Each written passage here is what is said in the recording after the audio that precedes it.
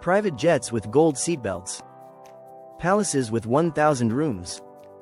A $1.4 trillion fortune, and a vision to redesign the future. This isn't fiction. This is real life inside the most powerful royal dynasty on earth. Welcome to the trillionaire world of Saudi Arabia's royal family, 2025 style. The Trillionaire Life of Saudi's Royal Family 2025. Subscribe for more rare insights into power, wealth, and global influence. In 2025, the Saudi royal family doesn't just live rich, they live on a scale most people can't comprehend. With a net worth estimated at over $1.4 trillion, the House of Saud has surpassed every tech billionaire, oil magnate, and royal dynasty in history. Their wealth isn't just legendary, it's practically nation-size. At the core of this immense fortune is Saudi Aramco, the oil giant that remains the most profitable company on earth. The royal family directly or indirectly owns the lion's share. Add to that their stake in the Public Investment Fund, PIF, which manages over $700 billion in global assets, from Uber to Lucid Motors to video game studios, and you begin to understand the breadth of their reach. But what sets the Saudi royals apart isn't just how much they have. It's how they live. Palaces the size of cities. The Al Yamama Palace in Riyadh is the crown jewel of royal living. It's not a mansion, it's a mini-city, sprawling over 4 million square feet with more than 1,000 rooms. Inside, there's Italian marble, gold-plated furniture, private movie theaters, Olympic-sized pools, bowling alleys, and enough room to host a G20 summit without renting a single hotel. Other residences like the Urga Palace, the Al Ajah Palace, and seasonal getaways in the Red Sea region blend tradition with ultra-modern comfort. Some are now being converted into boutique hotels under the Royal Hospitality brand, catering only to the top 0.001%. But the true power move? Buying literal castles. Crown Prince Mohammed bin Salman, MBS, dropped an estimated $300 million on Chateau Louis XIV outside Paris. Built to mimic Versailles, it has a gold leaf fountain, a moat, a private cinema, and a meditation room under a glass dome. Flying palaces and floating cities. Commercial flights? Not even on the radar.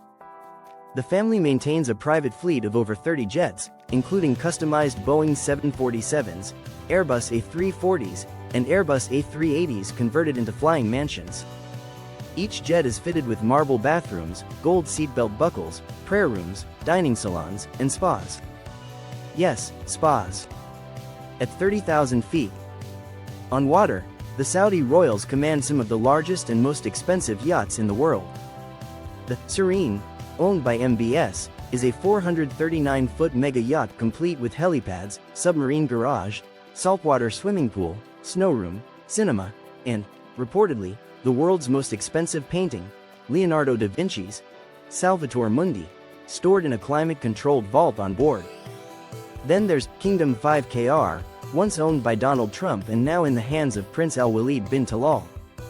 After a $500 million overhaul, it's essentially a floating hotel with a ballroom, nightclub, underwater observation room, and a staff of over 80.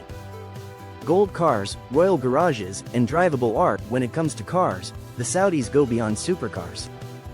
They commission custom-built, gold-plated vehicles, Lamborghinis with solid gold trims, Rolls-Royces with starlit ceilings, and armored Mercedes Maybachs that wouldn't be out of place in a Bond film. Some royals have garages that house over 200 cars each, Bugattis, Koenigseggs, McLarens, and electric hypercars, all custom-painted and tuned.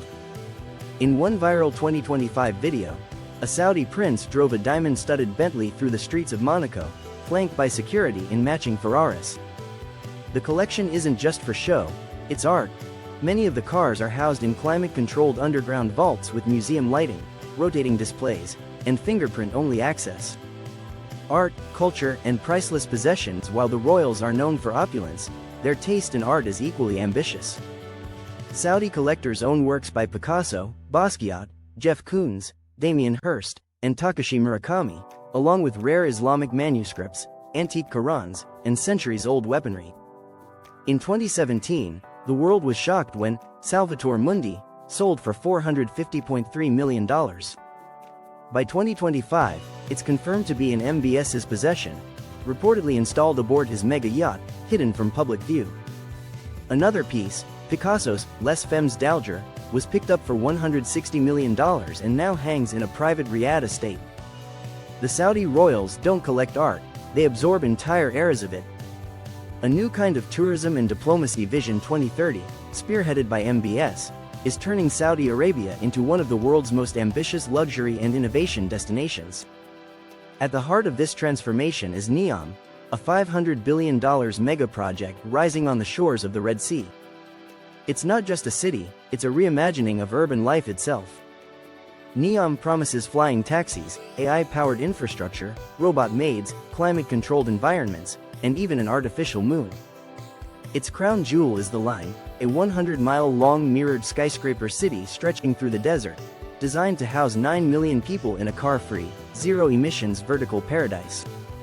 The project blends sustainability with sci-fi aesthetics, aiming to draw the ultra-rich, tech giants, and futurists from across the globe. For the royal family, NEOM isn't just real estate, it's a statement of dominance, a bet on a post-oil future, and a showpiece of their trillionaire ambitions in reshaping civilization itself.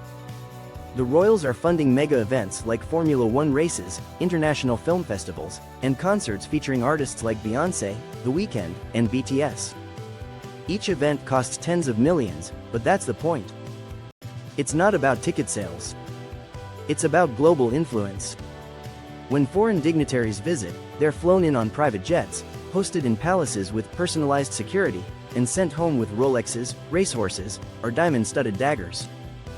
Fashion, food, and personal excess. The royal family has its own orbit of stylists, chefs, tailors, and personal shoppers stationed in Paris, Milan, and New York. Prince Al-Walid alone has over 1,000 suits, each handmade, many embedded with precious stones or embroidered with his initials in gold thread. Personal chefs create menus that combine the best of Arabian cuisine with French gastronomy and Japanese precision. Entire farms in Europe and Australia grow produce exclusively for royal consumption. The water? Flown in from Norwegian glaciers or bottled from Fiji springs. Rumor has it that one palace houses an entire Starbucks built only for one prince, and it's never open to the public. Family, power, and secrecy. The House of Saud has over 15,000 members, though only about 2,000 are considered part of the core power structure. They dominate government, business, and the military. MBS is the face of the future, young, media-savvy, and unapologetically ruthless.